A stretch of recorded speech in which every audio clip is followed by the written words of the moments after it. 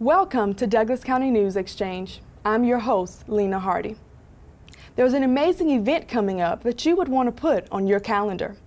The 2018 Special Olympics will be held at New Manchester High School on Thursday, March 29th. It is an opportunity for deserving students to compete and have lots of fun. Here's a look at last year's event.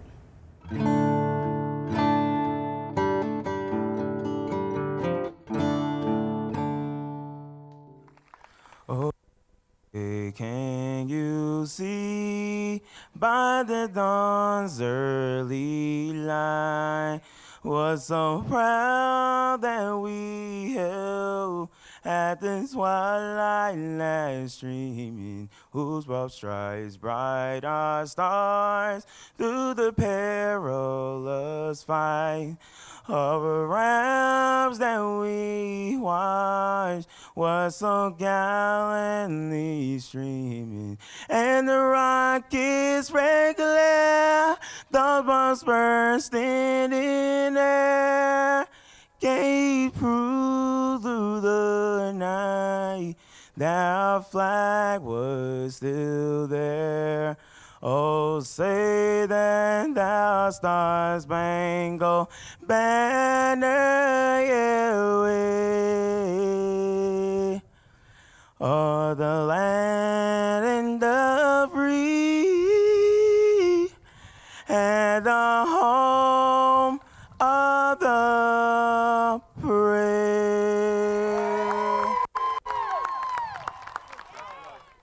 I pledge allegiance to the flag of the United States of America and to the republic for which it stands, one nation under God, indivisible, with liberty and justice for all. Several years ago, back when I was a little younger, we had finished Special Olympics and we had packed up all the equipment in my van, and it was parked in the middle of the football field, and it was about that time I realized I had locked my keys in my van.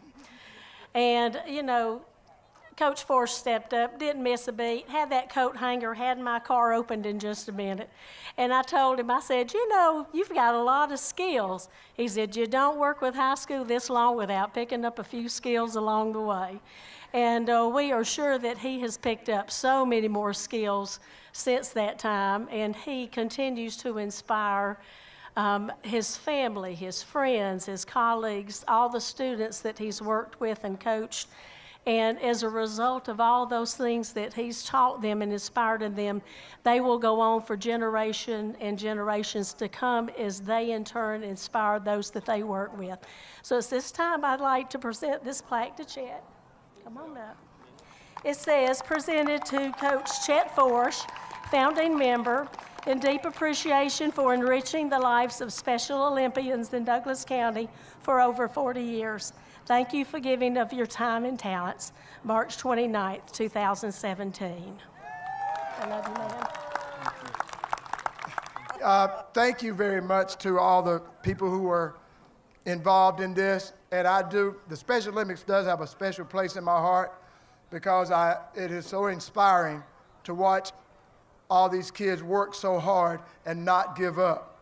I was mentioning it a little bit earlier. It's always inspired me when we did it at my school to have my track kids watch these kids work so hard so they would have no excuse not to work themselves. So thank you very much to all who are involved in making this decision, and to God be the glory. Thank you, Ted. Congratulations. Right. How far is far? How far is far? We never know. We try until we try. How far is far? How far is far? We never know until we try. Until we try.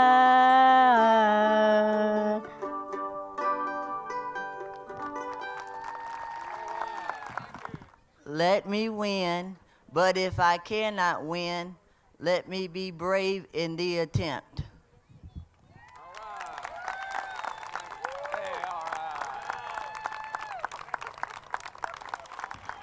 All right. If it wasn't for them, we wouldn't be here. Thank you, teachers. All right, it's time to get these games started. And my right-hand guy is ready to go. This is Paul. Paul goes to Beulah, right? Paul goes to Beulah. Paul, you ready to get us started? All right, let him have it. Let the game begin. All right. Good job, man. That was awesome.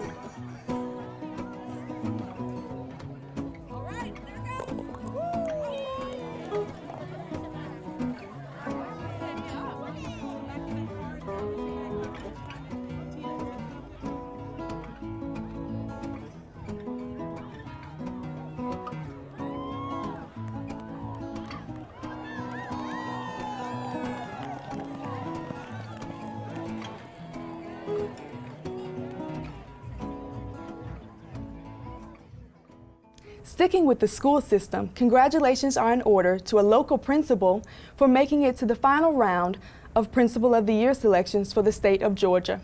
Dr. Garrick Askew of Lithia Springs High School is in the running, and he is both proud of his recognition and his school's academic achievement.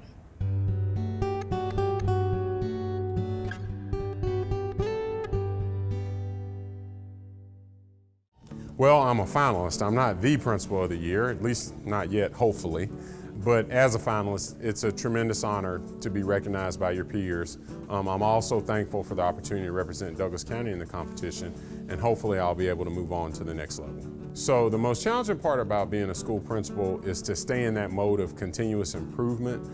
It's not a job where you can become complacent because the target of student achievement is always moving. So the challenge is to stay on top of those areas where you made gains while responding to new challenges. The thing I'm most proud of is the increase in our graduation rate.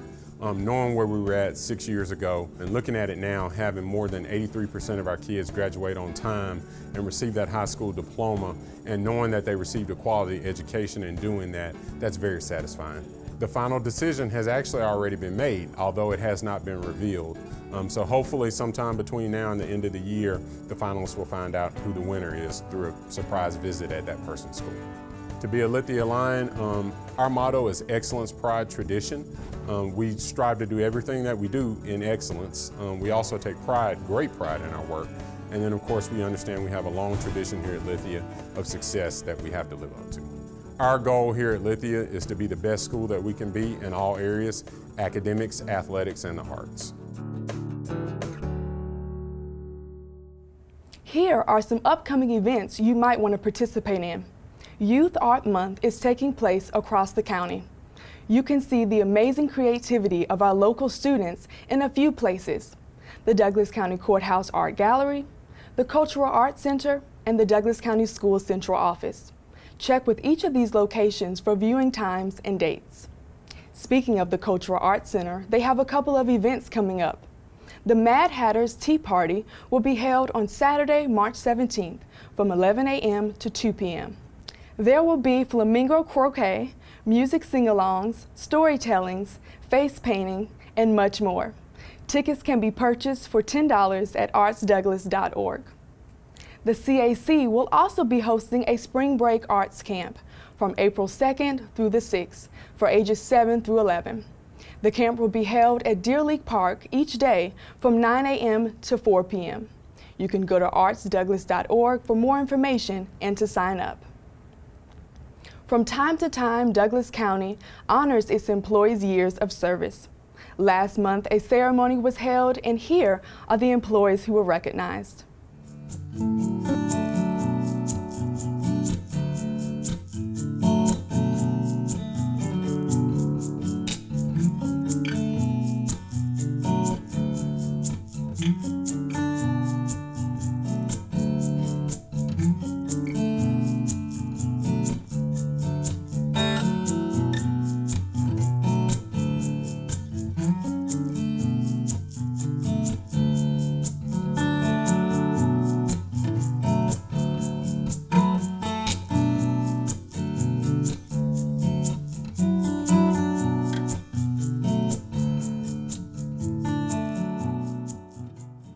Douglas County's art scene is growing by leaps and bounds. Recently, the Board of Commissioners held an Arts, Cultural, and Humanities Forum to discuss the various things we have to offer and some of the things we can do to bring awareness to them. A group of representatives sat down with the chairman of the Board of Commissioners, Dr. Ramona Jackson Jones, to talk about the many things that art means to them and our community. Here's a look at some of that conversation.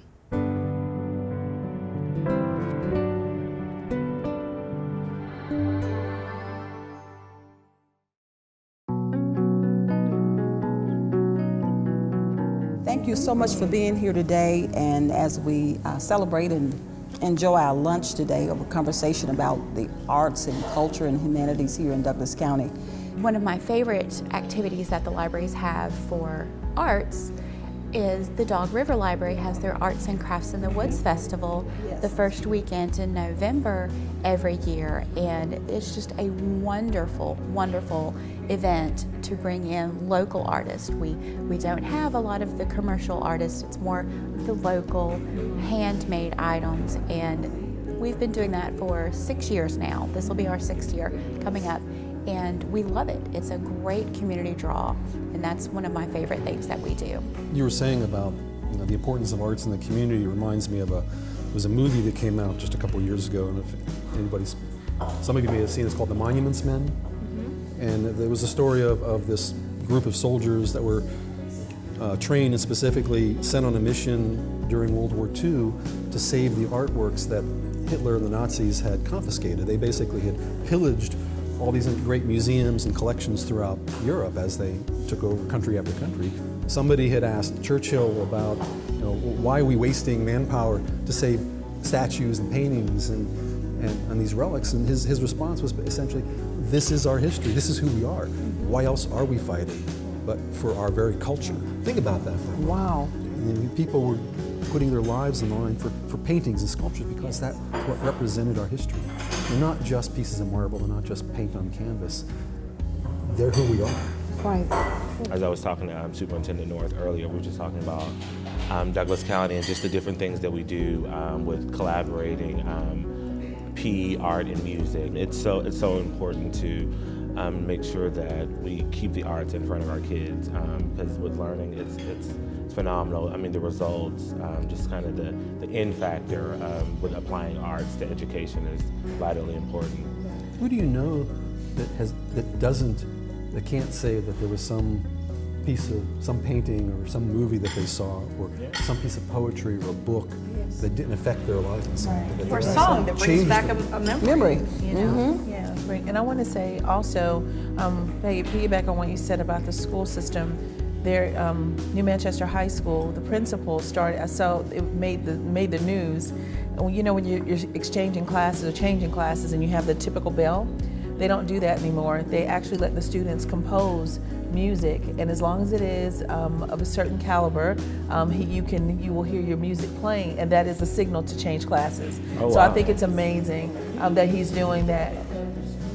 I've heard that one of the hardest words in the English language to define is the word art.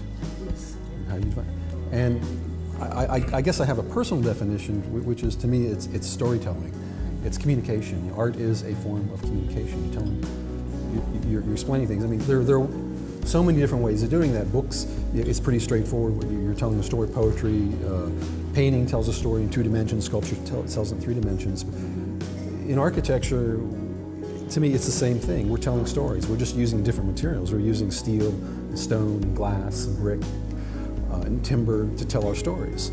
As someone who makes her living from doing art, I love that this community absolutely supports it. I can't imagine working anywhere else now. Our judicial system is always looking for new and effective ways to deal with crime. Treatment courts are relatively new to Douglas County and are used to rehabilitate individuals whose crimes are either directly or indirectly related to addiction. Judge Peggy Walker is a firm believer in the program. Here is why it works in her own words.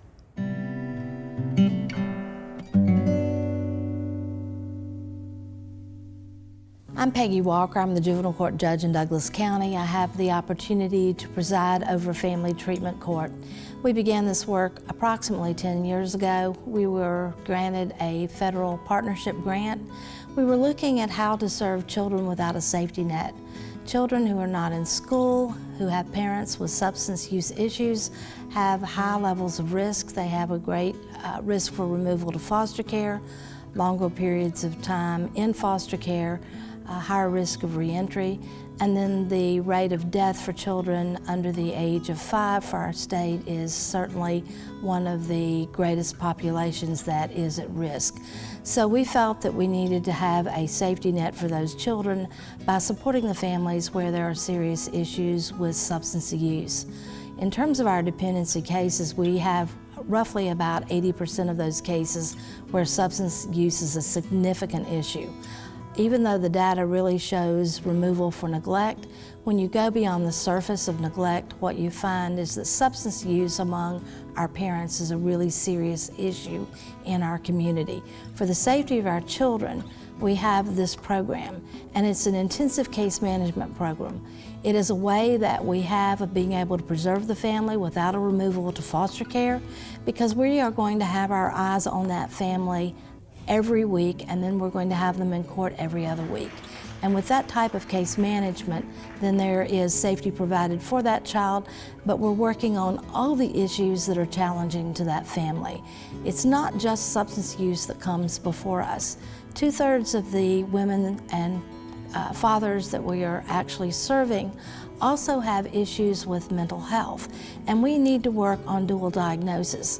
In the past, when we focused only on substance use or only on mental health, we've not succeeded. We really have to be able to do those together to be successful.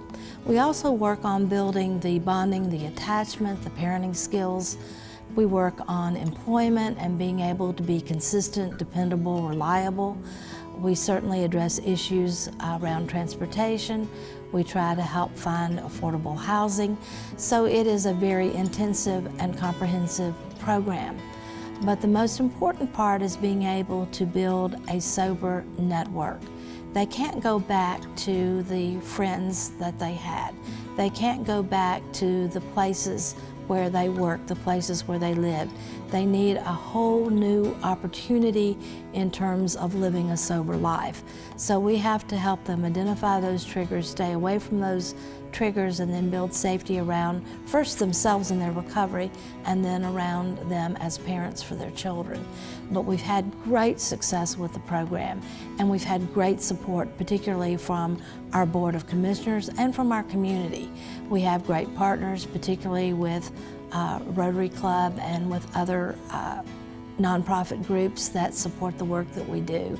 And I really appreciate the fact that I live in a community that is so supportive of recovery. You are about to see a story of recovery. It's not an easy story. This is a family that has faced many challenges and much adversity. This is the story of a veteran who has served our country and has experienced post-traumatic stress disorder, and who has done a great job of receiving the support from the Family Treatment Program because of the willingness to acknowledge the nature and extent of the problems and being willing to seek help in a way that has supported her in her recovery, that has supported her in having custody of her newborn, and that has supported her in her reunification efforts with her other 4 children. The role of the court in helping me and my family was upon entering the court. I had just delivered a baby. Both me and the baby had methamphetamines in our system. I did not know where to go, what to do, or whom to seek help from. Drug court provided me with a good, strong support system, a strong foundation of leading me from a life of chaos into a life of structure. And not only am I able to remain sober, stay sober, and love life, but love the support system and the friends I have made in drug court. The training of the judge and the stakeholders are important to me and my family, along with anyone else seeking help from addiction, because without them having knowledge of addiction and treatment, then they wouldn't be able to help and actually provide resources to those who seek it. The judge has been a positive role model for me and has shown me compassion, at the same time, tough love when I need it. The challenges that I'm facing as I take the next step of recovery and reunification is maintaining a daily schedule, visitations, basically trying to get my house in order, keeping my role in drug court, keep in contact with my sponsor, all at the same time of putting my recovery first. And without that, without me being sober, I wouldn't be who I am or have what I have today. Another challenge that I've faced has been a credit issue when trying to find a house for me and my family. That was an issue. Maybe something to use in the future will be helping people in addiction and seeking recovery to help repair their credit. I encourage anyone to enroll in drug court because drug court not only helped me, but it helped my family. Drug court provides a strong support system for those that need it. I look forward to going to drug court every other week, and it's just it's a learning opportunity and another support system to have. That's our show for this month. Thanks so much for watching. Be sure to check out all of our programming on DCTV 23. You can find us on Comcast Channel 23, AT&T U-verse Channel 99, and online at DCTV23.com. We end our show with the monthly birthday celebration for seniors at the Woody Fight Senior Center. See you next time.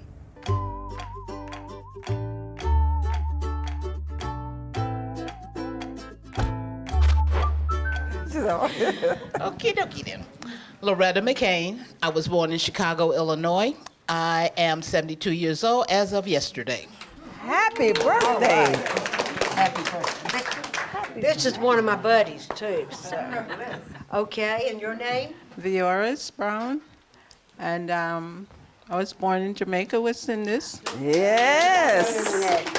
And I will be 75 March 19th. Okay. All right.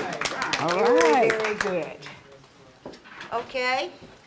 Cheryl Morris. I was born in Atlanta, Georgia, and my birthday is March 4th, and I will be 60. All right. Happy birthday. Let's do it. Bring it in. Okay. My name is Cassandra Taylor, and I was born in Atlanta, Georgia, March 10th. I'm a Grady baby. All right. March All right. 10th. All right. The same birthday. How about that? Okay. My name is Marion Langley, and I was born in Atlanta, Georgia. My birthday is March the 17th, St. Patrick's Day, and I will be 83. All right. Amazing. Yes. Very My name is Dev Ormiston. I was born in Urbana, Illinois on March 11th, and I'll be 71. All right. Happy birthday. It's Joan Dermatis. Hey, I was born on March 6th and in Irvington, New Jersey, and I will be 86 in 4 days. Wow. All right. Happy birthday. Very, very good. Stay good. Of course. Well, my name is Barbara Ann Paul. I was born in Atlanta, Georgia. My birth date is March 10th, 1958. I'll be 60 years old. All right. All right. A lot of people. March 10th. Yeah, I know, my birthday. This is fun. My name is Carolyn Spencer. I was born in Gastonia, North Carolina, and I'll be 71 on March the 11th. Oh, happy birthday. Happy birthday. March the 11th. Okay. Here we go.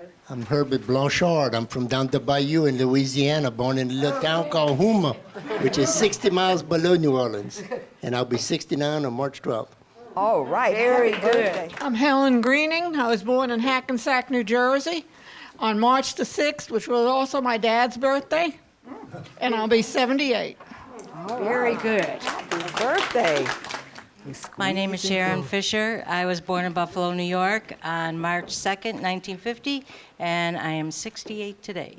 Oh, today's your birthday. Happy birthday. Okay. Okay. I love you. Oh, I love these March birthday parties. We know how to party. Yeah. And who is this over here? Oh, right. My name is Julia Ben. I was born in Coatesville, Pennsylvania, and my birthday is March the 25th, and I'll be 70. Happy birthday. Looking good, honey. Ooh. Okay. Thank you. My name is Eddie Lige. I was born in Mobile, Alabama in 1954. I turned 64 yesterday.